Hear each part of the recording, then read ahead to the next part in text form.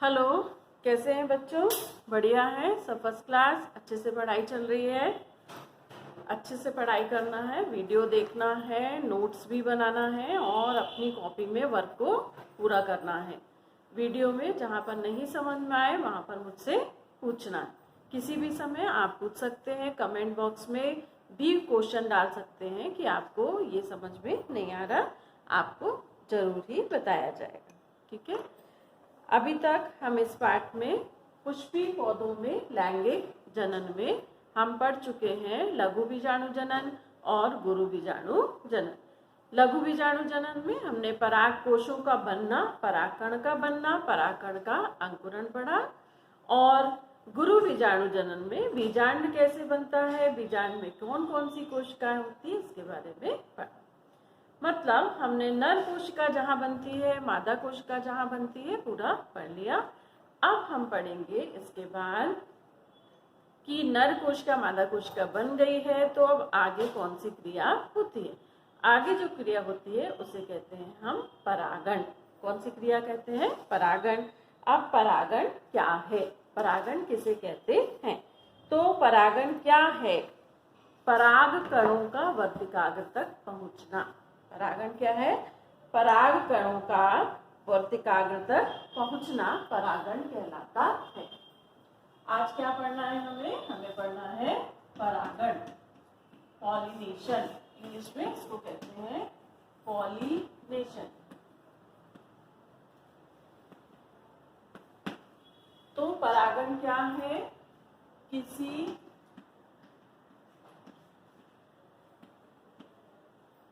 पुष्प के पराग कणों का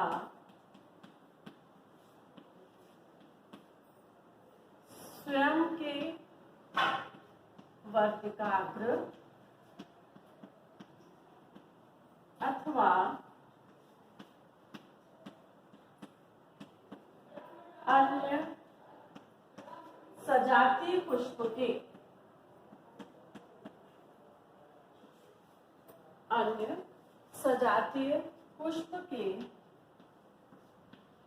वर्तिकाग्र तक पहुंचना परागण कहलाता है।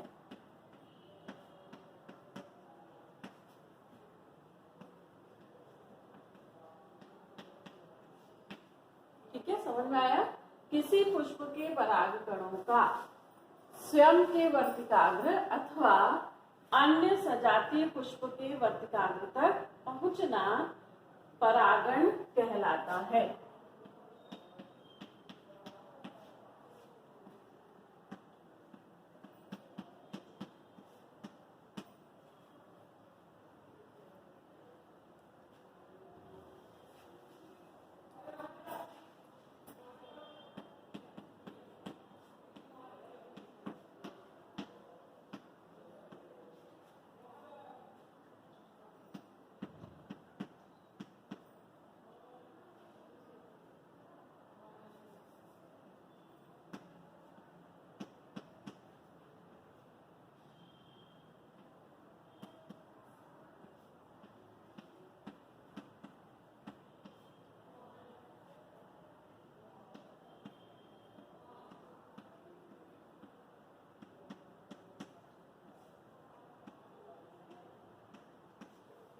अब देखिए, इसमें दो चीजें आई हैं। एक तो आया है कि स्वयं के वर्तिकाग्र तक पहुंचना। एक शब्द यह आया है स्वयं के वर्तिकाग्र तक, और एक आया है अन्य सजातीय पुष्प के वर्तिकाग्र तक। ये परिभाषा में आया कि परागण क्या है? किसी पुष्प के परागकणों का स्वयं के वर्तिकाग्र अथवा अन्य सजातीय पुष्प के वर्तिकाग्र तक पहुंचना क्या कहलाता है? परागण कहलाता है। ठीक, तो अब इसमें दो अलग अलग चीजें हैं। स्वयं के वर्तिकाग्र यानी एक पुष्प है, उसके परागकण उसी पुष्प के वर्तिकाग्र पर पहुंचते हैं, ये एक चीज हो गई। और दूसरी चीज कौन सी है कि किसी पुष्प के परागकण उसी पुष्प में नहीं, किसी अन्य सजातीय पुष्प के परागकण। अन्य सजातीय पुष्प यानी किसी और पौधे में जो सजातीय पौधा है उसके वर्तिकाग्र तक पहुंचना। तो इसी आधार पर परागण को दो भागों में बांटा गया है। पहला स्वपरागण और दूसरा है पर परागण। पहला स्वपरागण और दूसरा पर परागण। तो स्वपरागण क्या होगा? पराग कण का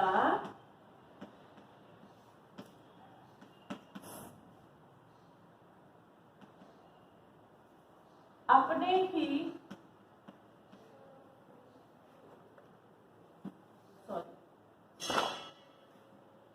पुष्प के पराग कण का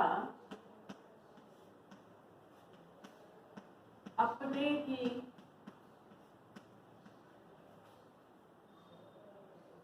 पुष्प के वर्तिकाग्र तक पहुंचना।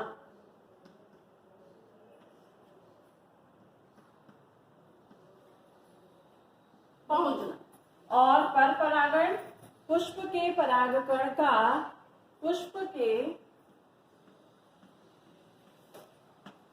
परागकण का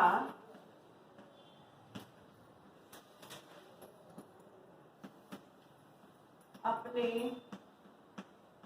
सजातीय अन्य पुष्प के वर्तिकाग्र तक पहुंचना।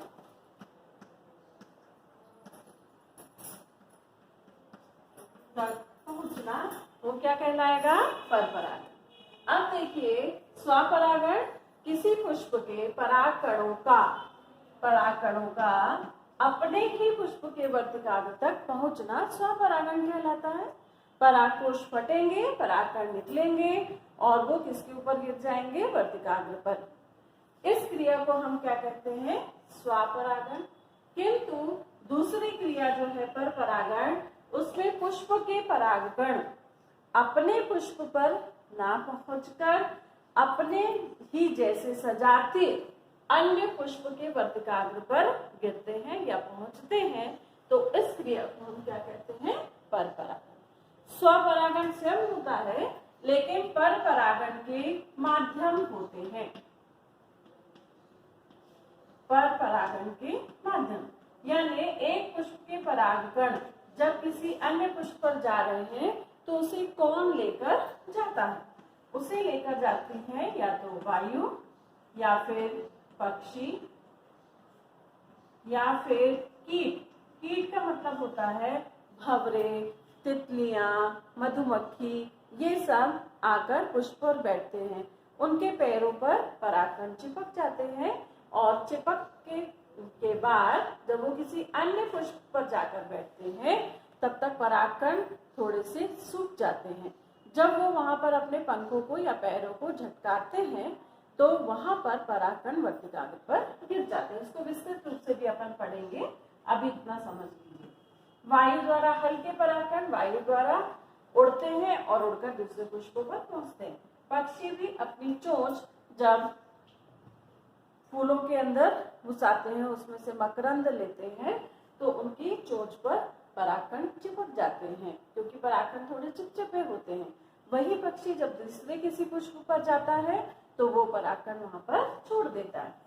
फिर जंतुओं द्वारा, जो कुछ ऐसे पौधे होते हैं जिनको जंतु खाते हैं, तो उनके जो परागकण है उनके मुंह में लग जाते हैं जंतुओं के, और वही जंतु जब अन्य सजातीय पौधों को खाने लगता है तो उसके परागकणों पर पहुंच जाते हैं।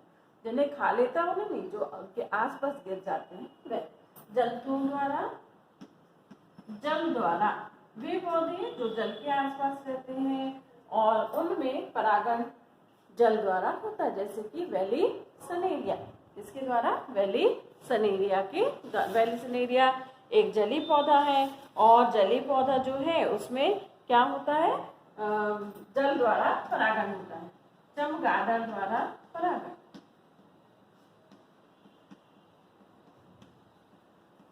चमगादड़ द्वारा भी परागण होता है। जो छोटी छोटी घास वगैरह होती है उनका परागण किसके द्वारा होता है? घोंघे द्वारा भी होता है, उनका परागण हो जाता है। तो अलग अलग तरह से परागण होता है। कुछ विशिष्ट प्रकार के भी परागण होते हैं फूलों की बनावट के अनुसार, तो उसको विस्तृत रूप से अपन पढ़ेंगे। ठीक है, विस्तृत रूप से अपन पढ़ेंगे। ठीक है, अब इसमें स्वपरागण के क्या माध्यम है, स्वपरागण की क्या युक्तियां हैं, परपरागण की क्या युक्तियां हैं, इसके बारे में पढ़ेंगे। इतना आपको समझ में आ गया कि स्वपरागण क्या है? पुष्प के परागकणों का अपने ही पुष्प के वर्तिकाग्र तक पहुंचना। परपरागण पुष्प के परागकण का अपने सजाती अन्य पुष्प के वर्तिकाग्र तक पहुंचना। परपरागण, स्वपरागण के लिए किसी माध्यम की आवश्यकता नहीं होती।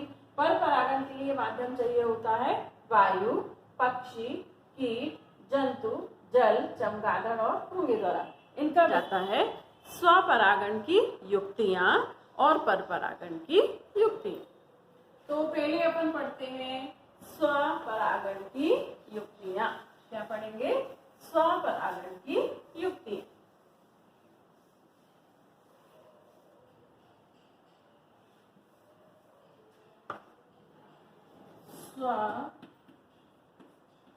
स्वपरागण की युक्ति या adaptation of self pollination, adaptation of self pollination. तो इसमें अब जिन पुष्पों में स्वपरागण होता है उनमें क्या क्या विशेषताएं होती हैं, है ना? युक्तियां मीन्स विशेषताएं। उनमें ऐसा कौन सी विशेषताएं होती है जिससे उनमें स्वपरागण आसानी से हो जाता है? तो पहली बात, सबसे पहली बात तो ये है कि पुष्प का द्विलिंगी होना आवश्यक है। पुष्प में उसी में परागकण बन रहे हो और उसी में जो है वर्तिकाग्र भी हो, तो क्या हो सकता है? स्वपरागण हो सकता है। फिर दूसरा, उसमें जो परागकोश है वो पहले बन जाते हो, परागकोश पहले परिपक्व हो जाते हो और वो वर्तिकाग्र पर गिरते हैं। समकाल पक्वता, सेम समय पर परागकोश और वर्तिकाग्र विकसित हो तो परागकोश फटेंगे, परागकण कहाँ चले जाएंगे? वर्तिकाग्र। इसको कहते हैं समकाल पक्वता। कुछ ऐसे पुष्प होते हैं जो कभी भी खिलते ही नहीं हैं, कली अवस्था में ही रहते हैं, कभी भी नहीं खिलते। तो ऐसे पुष्पों को में जो स्वपरागण होता है उसे कहा जाता है क्लिस्टोगैमी। फिर बहुत से ऐसे पुष्प होते हैं जो पुष्प तो बनते हैं, खिलते तो हैं, किंतु उनमें खिलने के पहले ही परागण हो जाता, कली अवस्था में ही परागण हो जाता। तो तीसरा अनुकूलन है कली अवस्था में ही परागण का होना। कुछ पुष्प ऐसे होते हैं कली अवस्था में परागण होता है, कुछ पुष्प ऐसे होते हैं जिनमें कि यांत्रिक विधि द्वारा परागण होता है। जब, इसमें थोड़ा सा एक्सेप्शनल है कि जब किसी पुष्प में पर परागण असफल हो जाता है तो उसके वर्तिकाग्र परागकोश पर झुककर स्वयं परागकणों को छू लेती है। इस विधि को, चूंकि इसमें खुद झुकी है वर्तिकाग्र, तो इसे कहा जाता है यांत्रिक विधि। कौन सी विधि? यांत्रिक विधि कहा जाता है। और इस विधि में जो परागकोश है वो नीचे होते हैं और वर्तिकाग्र ऊपर होती है। परागकोश छोटे होते हैं लंबाई में। तो वर्तिकाग्र कौन सी स्थिति है? जब पर परागण असफल हो जाए तब वर्तिकाग्र स्वयं परागकोश पर झुककर उसमें से परागकणों को उठा लेती है। तो इस विधि को कौन सी विधि कहते हैं? यांत्रिक विधि द्वारा स्वपरागण। फिर कुछ पुष्प जो है वो ऐसे होते हैं जिनमें जो स्वपरागण क्यों होता है? क्योंकि उनमें स्वपरागण में परागकोश फटते ही नहीं है। परागकोश फटते ही नहीं है, परागकोशों के अंदर ही परागकणों का जो अंकुरण है वो हो जाता है और अंकुरण होकर वो परागकोश के अंदर ही अंदर वर्तिकाग्र तक पहुंच जाते हैं। तो ये थी स्वपरागण की युक्तियां। सबसे पहली युक्ति, स्वपरागण की युक्तियां। पुष्प द्विलिंगी होना। द्विलिंगी पुष्प किसे कहते हैं? जिसमें नर व मादा प्रजनन अंग हो।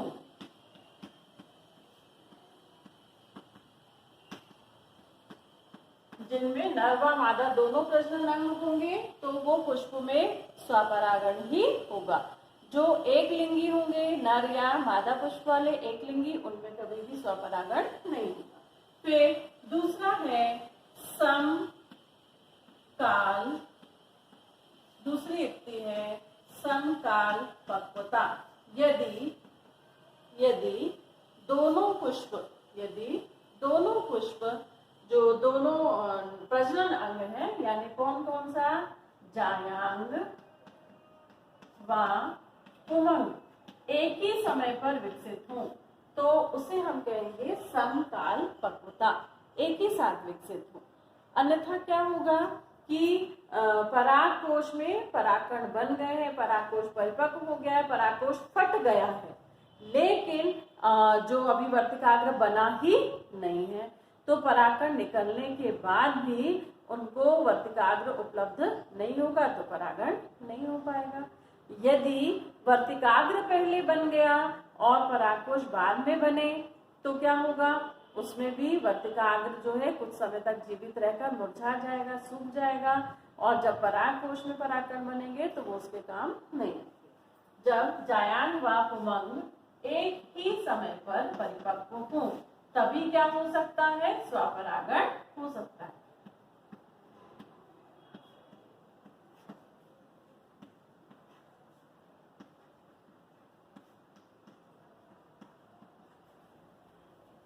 फिर तीसरा,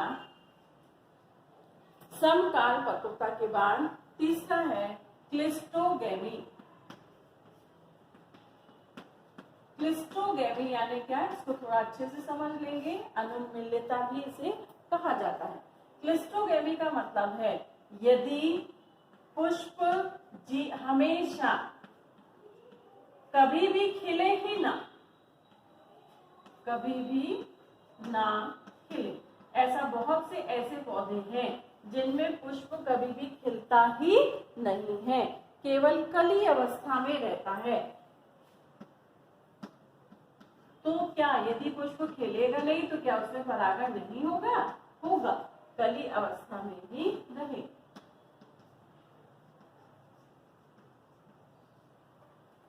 तो उस अवस्था में, कली अवस्था में ही रहेगा, तो जो परागकोश है वो कली के अंदर ही फटेंगे और वहीं पर गिरे रहेंगे, कली के अंदर ही, बाहर गिरेंगे ही नहीं, पुष्प के अंदर ही रहेंगे और उससे वर्तिकाग्र पर आसानी से पहुंच जाएंगे। इस क्रिया को, इस तरह की विधि को कहा जाता है क्लिस्टोगेमी। क्या कहा जाता है? क्लिस्टोगेमी। क्लिस्टोगेमी के बाद अगला अनुकूलन है कलिका परागण। अब कलिका परागण का मीनिंग क्या है? कलिका परागण यानी कली अवस्था में होने वाला परागण। पुष्प खिलेगा परंतु पुष्प खिलने के पहले ही, पुष्प खिलने के पहले कली अवस्था में होने वाला परागण।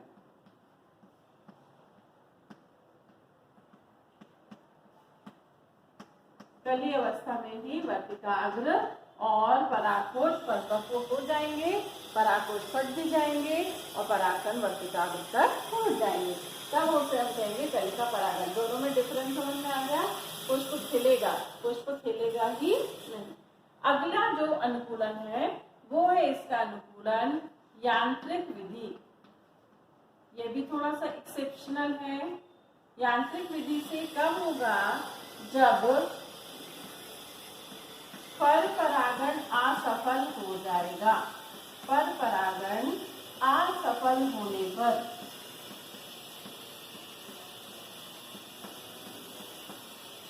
वर्तिकाग्र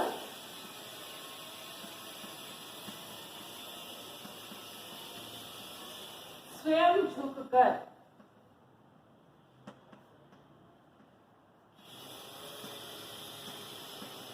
पराग कोश तक पहुंचेगा।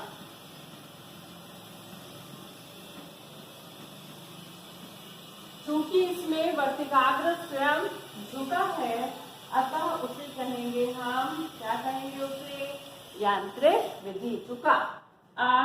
अगला जो अनुकूलन है स्वपरागण का, वो है पराग कोश का ना फटना। पराग कोश का ना फटना। पराग कोश कभी भी फटेंगे ही नहीं और पराग कण पराग कोश के अंदर ही अंकुरित हो जाएंगे। पराग कोश के अंदर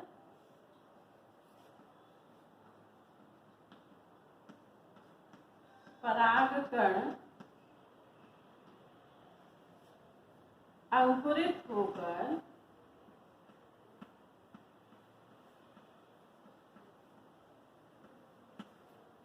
वर्तिकाग्र तक पहुंचेंगे।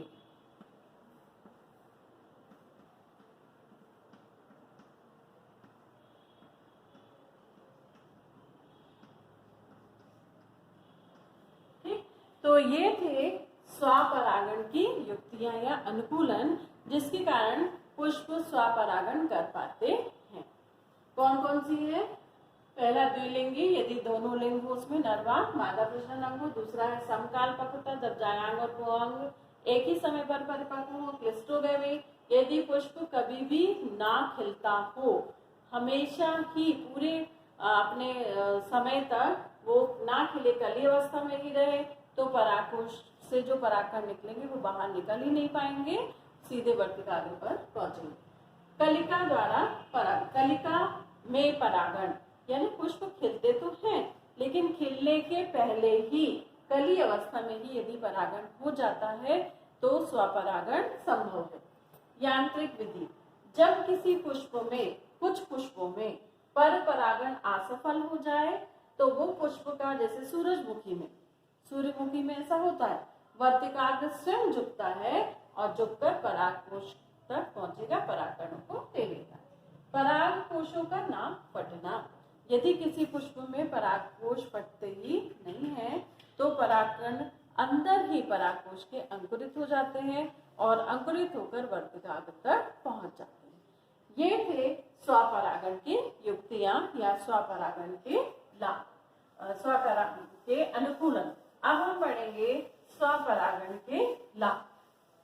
स्वपरागण से क्या लाभ होता है? तो स्वपरागण के लाभ हैं,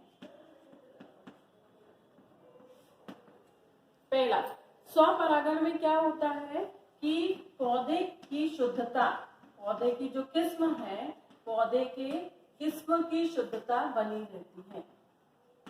पौधे के किस्म की शुद्धता बनी रहती है, शुद्धता खराब नहीं होती, उसकी किस्म बिल्कुल शुद्ध ही रहती है। ये है स्वपरागण के लाभ।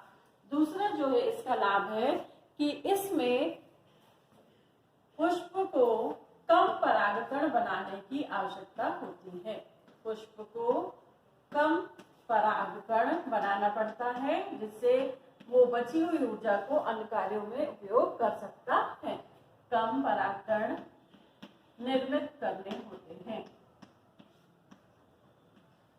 क्योंकि परागकण खराब नहीं होते। फिर तीसरा है कि परागण अधिक होने की संभावना रहती है, यानी जितने भी पुष्प लगे हैं उनमें अधिकतम पुष्प क्या होंगे? स्वपरागित होंगे और उनसे बीज तथा फल प्राप्त होंगे। कोई भी पुष्प ऐसा नहीं रह जाएगा जो परागित ना हुआ हो, मतलब फल और बीज अधिकतम मात्रा में प्राप्त होंगे, संभावना रहती है।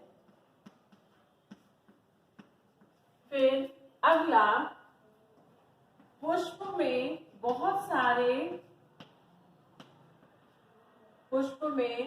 ज्यादा सजावट, ज्यादा सजावट, रंग, सुगंध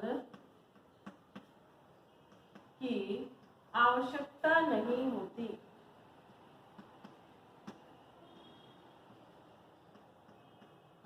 हाँ, इसको थोड़ा सा समझिए। क्यों नहीं होती? क्योंकि पुष्प का यदि पर परागण होता है तो कीड़े को आकर्षित करने के लिए उसमें कलर होना चाहिए या मकरंद होना चाहिए, तब कीड़ा या तितली या भौरा उस पर आकर बैठेगा। लेकिन जिसमें स्वपरागण होता है उसमें ऐसी कोई भी आवश्यकता नहीं है कि ना तो उसमें मकरंद ना हो तो भी चलेगा, कलर ना हो तो भी चलेगा, सुगंध ना हो तो भी चलेगा, क्योंकि स्वपरागण होना है।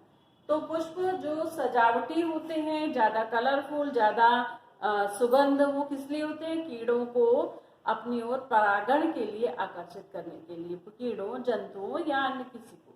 लेकिन इसमें यदि पुष्प में ऐसा कुछ भी नहीं है तो भी अपने आप परागण हो जाए। ठीक है, तो पौधे को ज्यादा ऊर्जा नहीं लगानी पड़ती। अब है हानि, पर स्वपरागण से हानि। तो स्वपरागण से क्या हानि है? स्वपरागण से हानि ये है कि जो संतानें हैं वो निरंतर एक ही डीएनए से बनती जाती हैं, तो आगे आगे चलकर कई पीढ़ियों बाद संतानें कमजोर हो जाती हैं, क्योंकि उनमें किसी तरह की भिन्नता नहीं होती, उनमें किसी तरह का विकास नहीं होता। यदि भिन्नता आती है, विभिन्नताएं आती हैं, तो उससे अच्छे गुण विकसित होते हैं, किंतु इसमें ऐसा नहीं हो पाता। नई किस्म प्राप्त नहीं होती, नई किस्म प्राप्त नहीं हो पाती। फिर तीसरा, नए लक्षण व नए लक्षण और गुण उत्पन्न नहीं होते।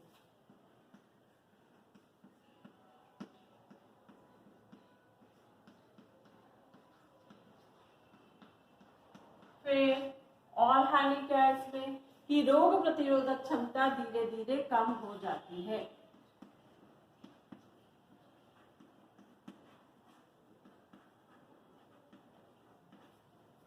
रोग प्रतिरोधक क्षमता कम हो जाती है।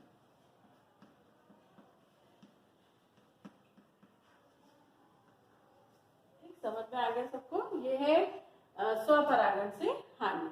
ठीक है, अभी तक अपन ने पढ़ लिया परागण क्या है, उसके प्रकार क्या है, पर परागण के क्या माध्यम है, और स्वपरागण क्या है, स्वपरागण के अनुकूलन क्या है, स्वपरागण के लाभ क्या है और हानि क्या है। अब अपन पढ़ेंगे पर परागण के अनुकूलन, यानी ऐसे पुष्प जिनमें पर परागण होता है। क्यों होता है? उसमें ऐसी कौन सी विशेषताएं हैं, ऐसा क्यों है, कौन से अनुकूलन है जिसके कारण उसमें पर परागण होता है? पर परागण के अनुकूलन या पर परागण की युक्तियां या ऐसे लक्षण जिनके कारण उनमें केवल पर परागण ही हो सकता है, स्वपरागण नहीं हो सकता। ऐसे कौन से लक्षण हैं? तो पहला लक्षण उसमें है एक लिंगता। बहुत से ऐसे पौधे होते हैं जैसे लौकी है, कुमड़ा है, पपीता है, यदि उनमें एक लिंगी है तो एक लिंगी होने पर या तो नर पुष्प अलग पौधे पर लगेंगे और मादा पुष्प अलग पौधे पर लगेंगे, तो किसी न किसी माध्यम द्वारा ही परागकण मादा पुष्प तक पहुंचेंगे। तो एक लिंगी पौधा होने पर हमेशा क्या होगा? पर परागण ही होगा। एक लिंगी मतलब जो पौधे हैं वो यदि एक लिंगी हो तो उनमें पर परागण ही होगा। फिर दूसरा है इसका अनुकूलन भिन्न काल पक्वता। भिन्न काल पक्वता का मतलब है कि जब जायांग व पुमंग अलग अलग समय पर विकसित हों। जायांग व पुमंग अलग अलग समय पर विकसित हों।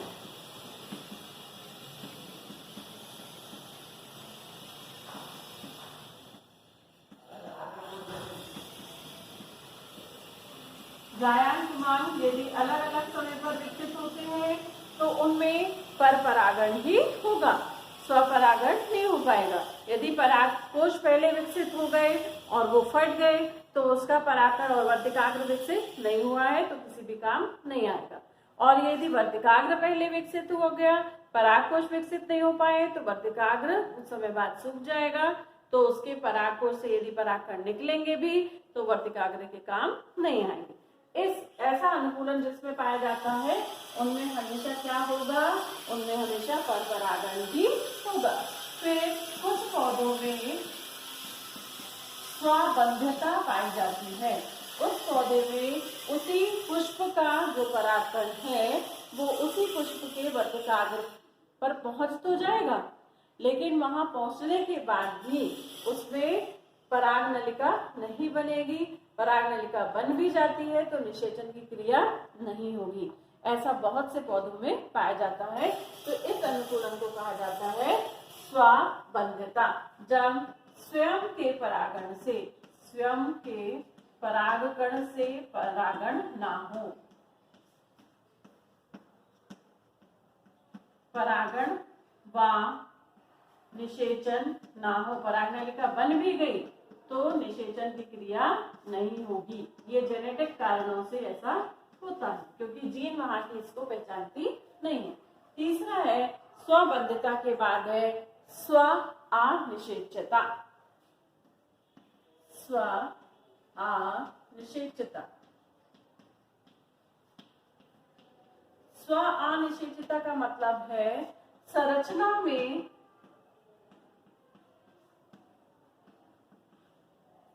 संरचना जो है वो अनुकूलित नहीं होती।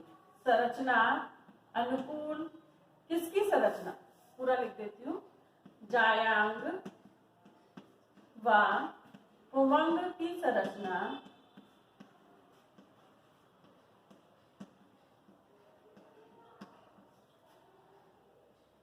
अनुकूल ना होने पर, इसको मैं थोड़ा समझा देती हूँ आपको।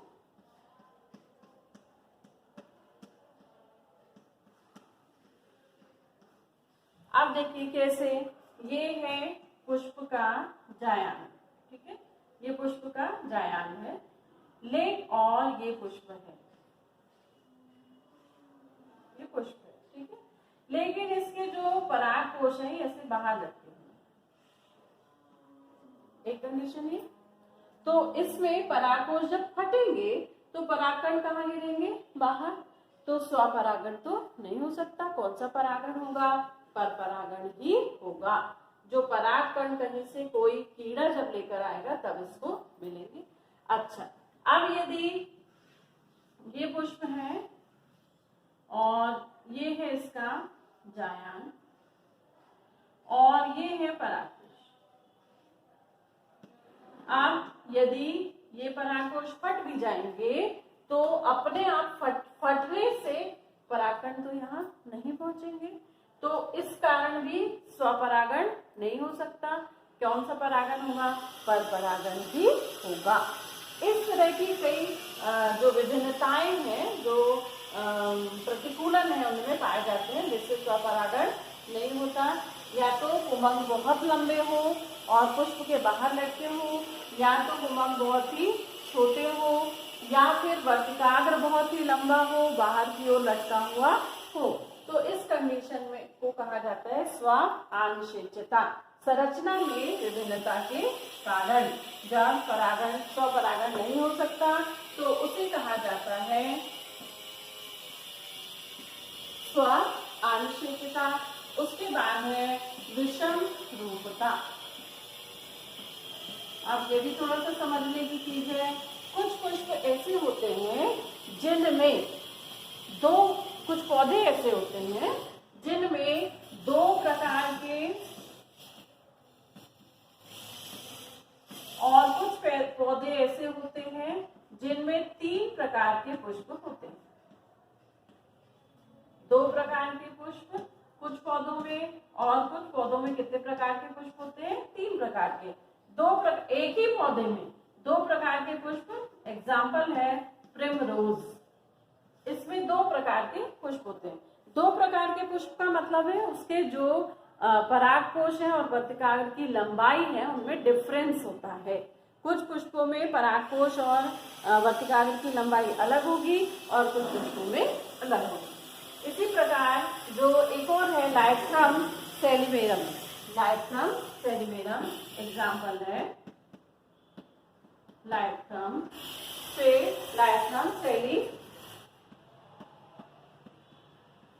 सेलिकेरिया। इसमें 3 तरह के पुष्प होते हैं। किसी में क्या होगा, ये है उसका वर्तिकाग्र और इसमें जो परागकोश है वो इस तरह से पुष्प के बाहर लटके हुए हैं और कुछ परागकोश हैं जो इस तरह से हैं। ये पुष्प है, ये पुष्प है और कुछ परागकोश ऐसे हैं छोटे से हैं, कुछ परागकोश कैसे हैं बहुत लंबे। दोनों ही परागकोश इस तरह के हैं कि परागकण यहाँ तक नहीं पहुंच पाएंगे। कुछ में क्या होता है कि ये है इसका, ये वर्तिकाग्र है और उसके जो परागकोश हैं वो कहाँ लटके हुए हैं बाहर और कुछ परागकोश कहाँ हैं ये ऐसे। ठीक है, तो ये तो द्विरूपता हो गई और क्या हो सकती है, त्रिरूपता भी हो सकती है। ठीक है, अब पर परागण से क्या लाभ है? पर परागण के लाभ ये हैं कि पर परागण में जो विभिन्न गुण विकसित होते हैं, जब विभिन्न गुण विकसित होते हैं तो विकास होता है, नई नई किस्में प्राप्त होती हैं, नई नई प्रजातियां प्राप्त होती हैं, नए प्रकार के रूप हमें फलों में, बीजों में, अनाजों में देखने को मिलते हैं और इससे निरंतर विकास होता है। अतः कहा जाएगा, किंतु हानि क्या है कि कुछ पुष्प बिना परागित हुए ही रह जाते हैं, तो पौधे को ज्यादा पुष्प निर्मित करने पड़ते हैं, ज्यादा पराग कणों का निर्माण करना पड़ता है। ठीक है, इसको फिर से समझे। पर परागण से क्या लाभ है? पर परागण से नई किस्में बनती हैं, नए गुण विकसित होते हैं, नई विभिन्नताएं प्राप्त होती हैं, नई प्रजातियां प्राप्त होती हैं और रोग प्रतिरोधक क्षमता बढ़ जाती है। अब पर परागण से हानि क्या है? पर परागण से हानि क्या है कि कुछ पुष्प जो है वो बिना परागित हुए ही रह जाते हैं, अतः पौधे को ज्यादा उत्पादन के लिए अधिक पुष्प बनाने पड़ते हैं, अधिक परागकण बनाने पड़ते हैं और पुष्पों में बहुत अधिक सजावट रखनी पड़ती है, बहुत अधिक मकरंद होना चाहिए, बहुत अधिक उसमें परागकणों की संख्या होना चाहिए, चमकदार होने चाहिए, सुगंध ज्यादा होनी चाहिए, तभी अन्य माध्यम पुष्प पर आएंगे। अतः पौधे की बहुत सारी ऊर्जा इन कार्यों में खर्च हो जाती। ठीक है, तो बच्चों आज अपन ने क्या पढ़ा? अपन ने आज परागण के बारे में पढ़ा। अब नेक्स्ट वीडियो में हम पढ़ेंगे कि कौन कौन से ऐसे पौधे हैं जिनमें विशेष प्रकार का परागण होता है, जैसे साल्विया, वेलिसेनेरिया, अंजीर, इसमें विशेष प्रकार का परागण कैसे होता है इसके बारे में पढ़ेंगे। ये आज जो अपन ने पढ़ा है ये इसमें सभी प्रश्न बहुत पूछे जाने वाले हैं कि स्वपरागण क्या है, इसके अनुकूलन क्या है, स्वपरागण से लाभ हानि क्या है, पर परागण क्या है, इसके अनुकूलन क्या है, इससे लाभ और हानि क्या है। और बहुत पूछा जाने वाला प्रश्न है कि स्वपरागण और परपरागण में क्या अंतर है। ठीक है, तो आप वीडियो को अच्छे से देखिए, समझिए, नोट्स बनाइए और कुछ भी आपको कंफ्यूजन हो तो आप मुझसे